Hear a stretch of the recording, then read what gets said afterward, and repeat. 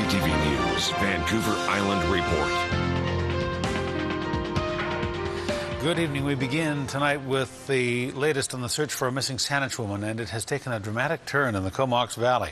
The search for Shirley Burstall has just been suspended. The 75-year-old woman disappeared more than 3 weeks ago, and her family has been scouring the island, focusing on the west coast after the latest possible sightings in Ucluelet.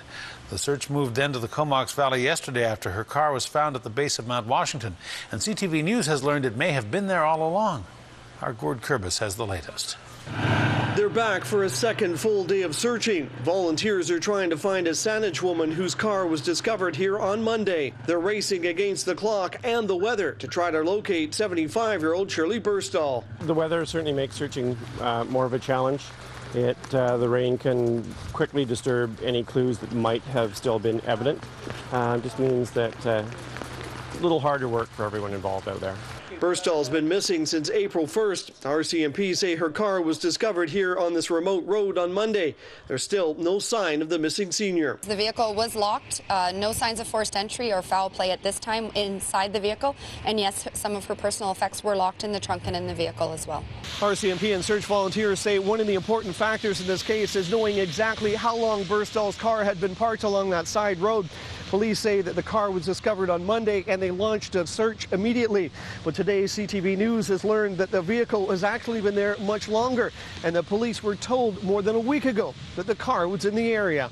CTV was contacted today by a Comox man who says back on April 17th, he tipped off an off-duty officer about the car being on the side road. Police say they looked for the vehicle but couldn't find it. As you know, there's several logging roads and recreational roads in that area off of Strathcona Parkway. And based on that information, the on-duty police officer made patrols in that area. Upon further investigation, police now believe Shirley's car may have been in the area as of April 5th. Certainly having a more definite time that the vehicle would have arrived in that area certainly helps us in terms of passing that information on to our search and rescue people who are out in the area and whatnot.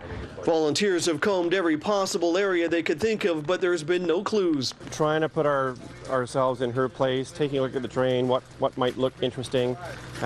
Pretty difficult to know what her frame of mind was at the time. Burstall's family has been looking for Shirley since the beginning of April. They've been in the Comox Valley waiting for any new developments.